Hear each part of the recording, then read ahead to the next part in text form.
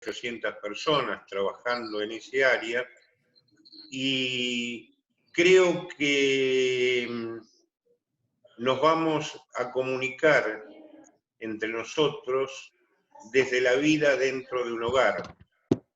A veces es muy difícil percibir lo que es la comunidad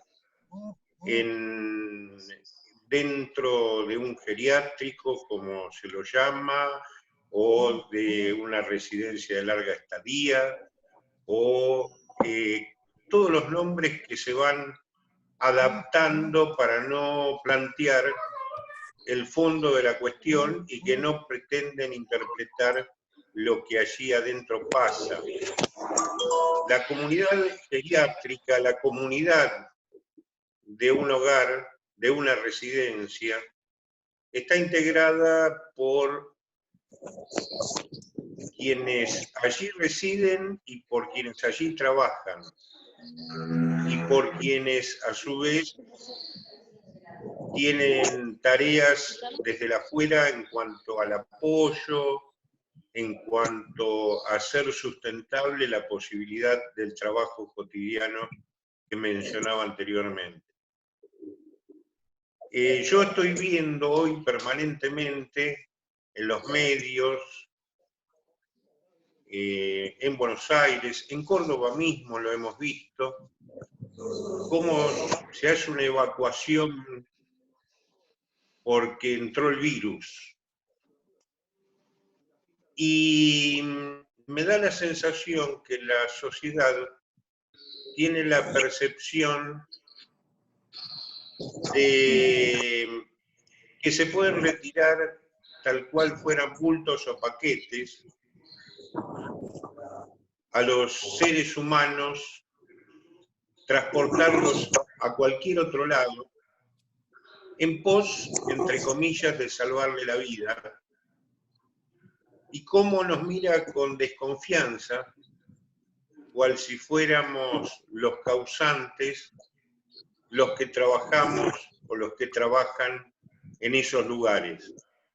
donde todos parecen y parecemos ser sospechados de causar el mal de aquellos que en un momento dado tienen una patología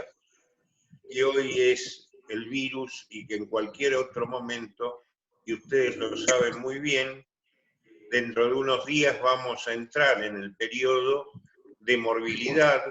vienen los fríos, vamos a tener muchos de los residentes que tengan una influenza, que tengan una laringitis, que tengan unas líneas de fiebre, y eso pasa todos los años, y vamos a tener mucha más fragilidad en los residentes que ya son frágiles por sus patologías crónicas, por ser dependientes, por estar postrados.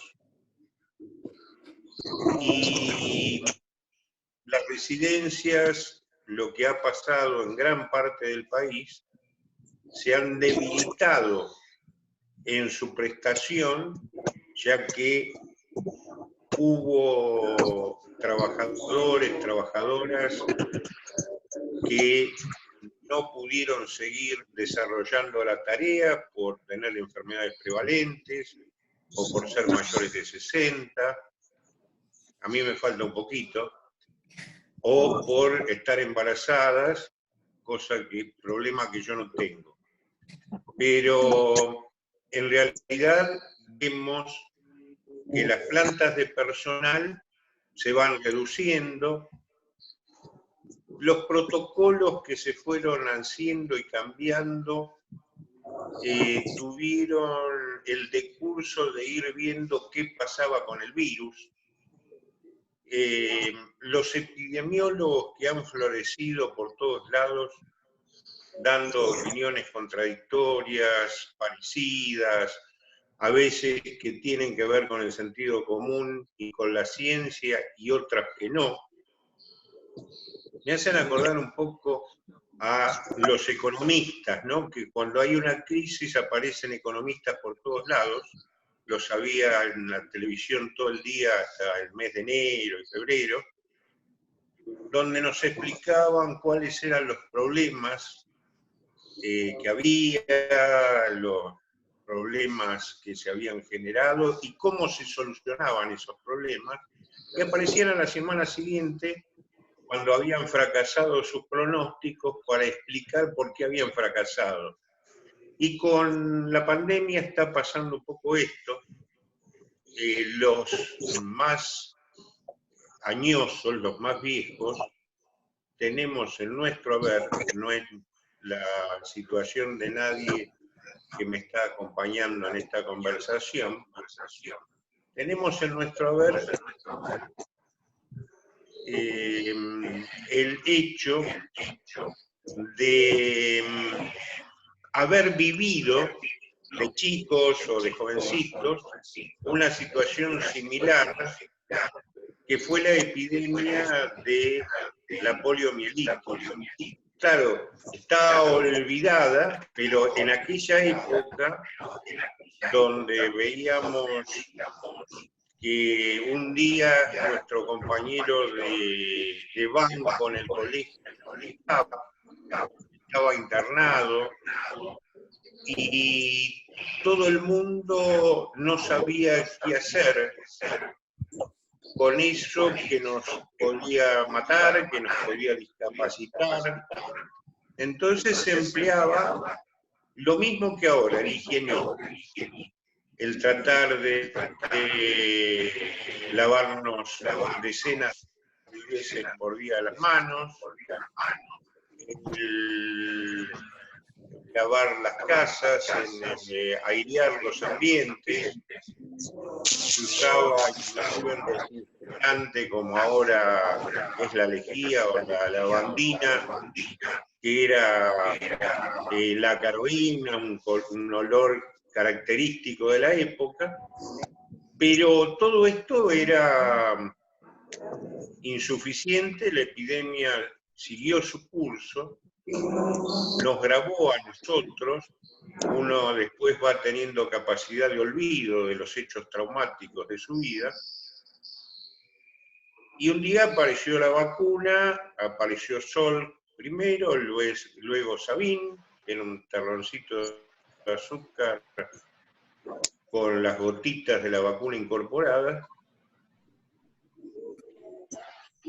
y seguimos la vida como hablando anteriormente a este hecho traumático. Y seguramente cuento esta experiencia porque la vida va a seguir después de este momento que estamos viviendo. Es un virus de componente, es un virus de mucha circulación, de muy acelerada circulación, de una tasa de mortalidad muy baja. Ahí en Argentina aparece como mucho más alta que la media mundial, que es alrededor del 1,5, 2 por 1000, porque hay pocos testeos, entonces estamos en 7 puntos, pero en realidad es una situación que tenemos la posibilidad que seguramente para los primeros meses del año que viene exista la vacuna o exista el retroviral que permita el tratamiento. Hay muchas de estas patologías que no se han conseguido la vacuna. Por ejemplo, el VIH, el SIDA, no tiene vacuna, sin embargo, se ha logrado cronificar la enfermedad y es de un tratamiento seguro, pero posiblemente, y yo insisto, creo que para el mes de marzo, por los trabajos que uno va leyendo, va a estar la vacuna. Nosotros por nuestra ubicación continental, el problema que nos está llegando el pico de la pandemia en el momento que llega también el periodo, como decía antes, de mayor morbilidad. Y ahí, para mis compañeros de trabajo de los geriátricos, de los hogares, de las residencias permanentes, en general le buscan palabras diferenciadas a aquellos que no tienen conocimiento ni que nunca participaron de la vida comunitaria dentro de un hogar. Pero al margen de las denominaciones, lo que sí sabemos es que estamos afrontando un problema, que la sintomatología del COVID es similar a la de la influenza y que tenemos la mirada puesta en nosotros. Esto es tal vez de lo que nos tenemos que abstraer. Lo que requiere es, primero, no tener miedo. El miedo, que es, por otra parte, una reacción absolutamente natural, es decir, no tiene que ver con ninguna reacción patológica frente a una situación, no nos puede paralizar, no nos puede neutralizar, porque el miedo se simboliza con el famoso tema del león, ¿no? Es decir, cuando ruge un león, nosotros tenemos miedo y corremos para que no nos agarre. Pero si ese miedo nos paraliza, nos vamos a quedar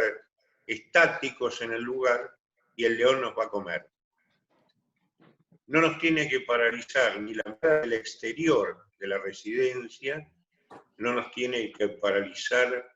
esta catarata impúdica de mala información que vemos permanentemente en medios y en opinólogos que no tienen la más pálida idea de esto. Y tenemos que, creo, sí, tomar los cuidados necesarios. Hoy la bioseguridad implica redoblar los esfuerzos que ustedes conocen en términos de los cambios permanentes que tenemos que hacer del camisolín, de las botas, de las copias, de los barbijos, para quienes administran la residencia o los que proveen de insumos. Sí es necesario que haya siempre disponibilidad y cantidad de insumos para poder hacer las maniobras. Tenemos que ser a veces más cuidadosos que lo que somos habitualmente, porque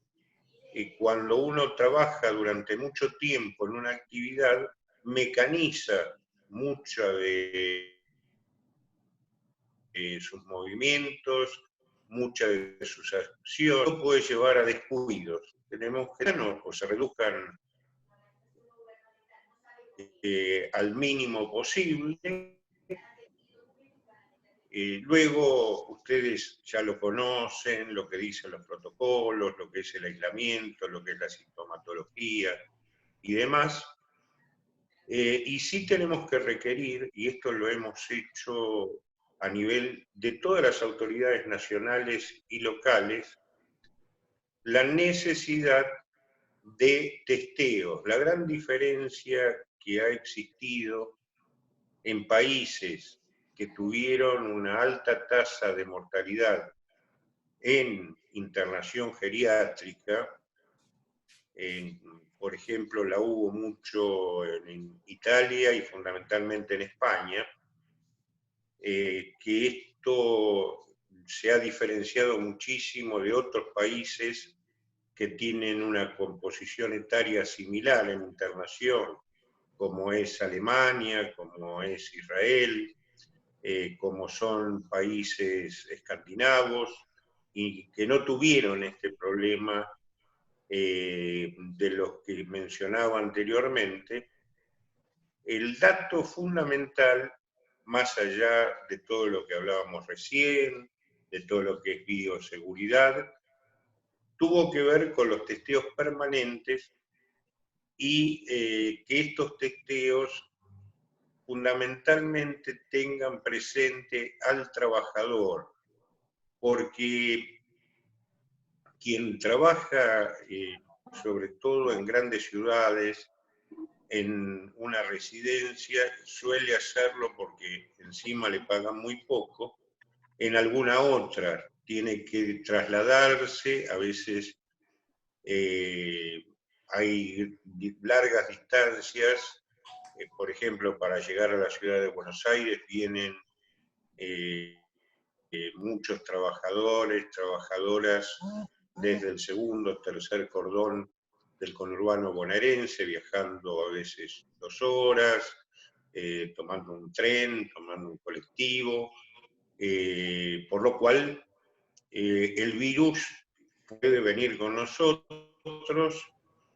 Sabemos muy bien que inclusive lo que indicaban algunos protocolos inicialmente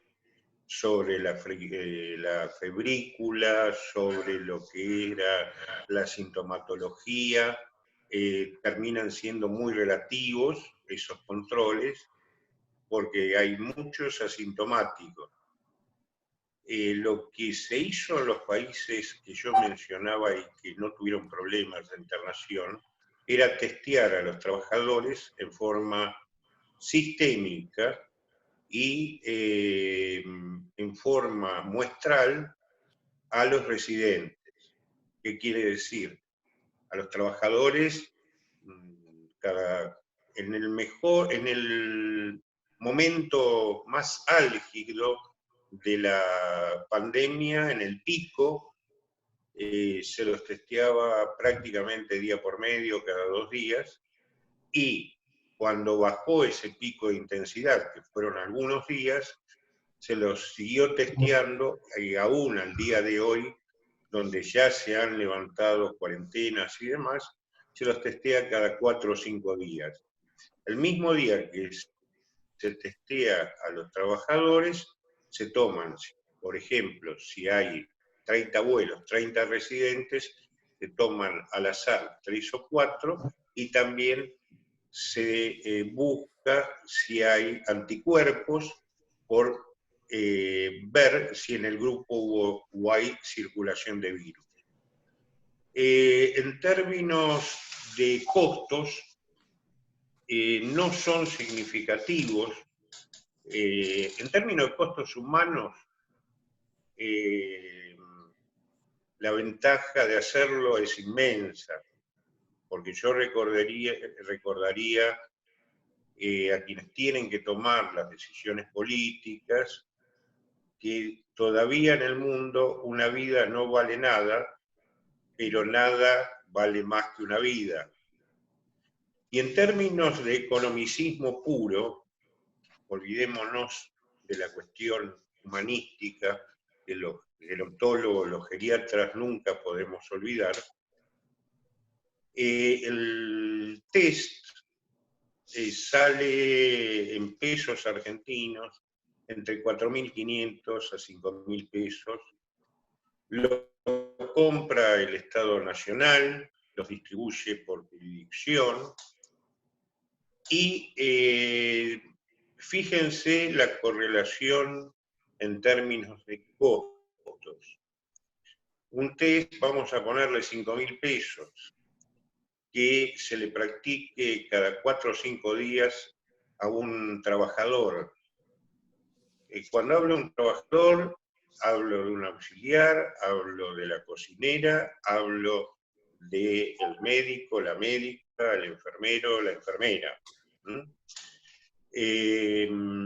Y ustedes en Córdoba tuvieron la experiencia lamentable de un profesional asintomático que fue el involuntario transmisor a un geriátrico del virus. Decía que esos 4.500, 5.000 pesos, si lo distribuimos en el testeo mensual de un trabajador, es el equivalente a 20.000, 25.000 pesos. 20.000, 25.000 pesos es el costo de una cama de agudos por día. Es el costo de una cama de agudos por día, por lo cual nadie nos puede venir a correr con que es caro, con que no se puede. Y no le quiero hacer el cálculo de esos 5.000 pesos respecto a una cama de UTI, de terapia intensiva, que está entre 80 y 100.000 pesos por día una cama de terapia. Por lo cual, no hay un tema de costos, se está testeando muy poco en Argentina, es uno de los países menos testeados del mundo, por eso la tasa de mortalidad aparece como tan alta. A poca detección, los fallecidos generan un porcentaje muy alto.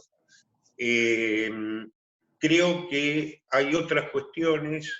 mucho más mezquinas, mucho más perversas, que tienen que ver con disputas políticas, con ocultar resultados y demás, cuestiones que me exceden de política, lo único que conozco es lo que leo por los diarios. Sí conozco bastante, por lo que le decía anteriormente, por haber trabajado como lo hacen ustedes actualmente con residentes, con pacientes. Creo que tenemos que compensar ambos temas, las necesidades de aquellos que tienen responsabilidades institucionales con la protección y la seguridad de evitar que una residencia tenga problemas. Puede haber siempre, y los hay,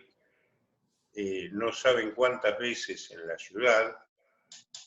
pacientes que puedan ser positivos y que hay que aislarlos, y que hay que trasladarlos. Y esto no implica, si está testeado el grupo, si está seguido el grupo, esto no implica que estalle la residencia. Lo que se ve por televisión es cuando ya circuló el virus y cuando esto ocurre, ya no tenemos un paciente, sino por ahí tenemos 20 a la vez. Pero si se llevan bien las actividades, si se piensa bien lo que se hace, si se actúa a tiempo, si tenemos a disposición testeos, si algún miembro de la comunidad geriátrica, gerontológica, tiene algún pequeño síntoma de cualquier tipo que el año pasado no le hubiéramos dado la más mínima bolilla, que el año pasado simplemente habíamos tomado un té de peperina con una aspirina, este año nos tiene que llevar a no acudir a nuestro lugar de trabajo, a avisar, es la mejor protección. En todos los casos que vimos, y fueron ya muchos desgraciadamente, hubo personas, hubo trabajadores con sintomatología que no le dieron importancia, que no la tuvieron en cuenta. Nunca hay mala voluntad, nunca hay mala fe, como a veces aparece en los medios periodísticos, que siempre buscan al culpable. Nosotros nos dedicamos a proteger al adulto mayor. Los que nos ven de afuera no tienen idea lo que es la conformación del sistema familiar, de la familia sustituta que se genera en la comunidad geriátrica, de los afectos de los padres o de los tíos o de los hermanos que perdemos durante nuestra actividad. Porque eso también, y no se nos paga por eso, son piedras que nos ponemos en nuestra mochila. El ver cómo algún adulto mayor, algún abuelo, tiene problemas o se enferma, el dolor que nos va generando a nosotros, más allá que lo atendemos o atendamos con profesionalidad, más allá que tratemos de sortear la situación, yo les garantizo, y ustedes lo saben, saben de lo que estoy hablando, el dolor nos queda por dentro. Por eso creo que nos tenemos que arropar entre todos, nos tenemos que juntar, saber que la distancia puede ser material hoy, pero que hay alguien que está acá en Buenos Aires, que está en La Pampa, o que está en cualquier lugar de Argentina o del mundo, y lo está sintiendo como nosotros, y es parte de nosotros. Yo hablaba en los días más duros de la pandemia en España con un compañero nuestro de Gerontovida, de la Sociedad Iberoamericana, que es uno de los responsables de atención primaria en Madrid, Antonio Moya, y hablábamos cada 2 o 3 días, y me contaba lo que había pasado ese día. Y lo que me contaba él, lo que le dolía a él, poco tenía que ver con lo que a veces reflejaban los medios o lo que uno se enteraba de lo que estaba pasando, donde al día de hoy nos siguen dando números de muertos, números de infectados, simplemente números. Los que son números para otros, para nosotros que estamos en esta actividad, son doña Juana, son don Pedro, son don José, y sobre todo en las comunidades de ustedes, donde el conocimiento es de toda una vida. Imaginemos que cuando nosotros trabajábamos y traíamos abuelos, abuelas indigentes, que la traíamos de la calle, y al mes, a los 2 meses van a ser parte de nuestra vida, imagínense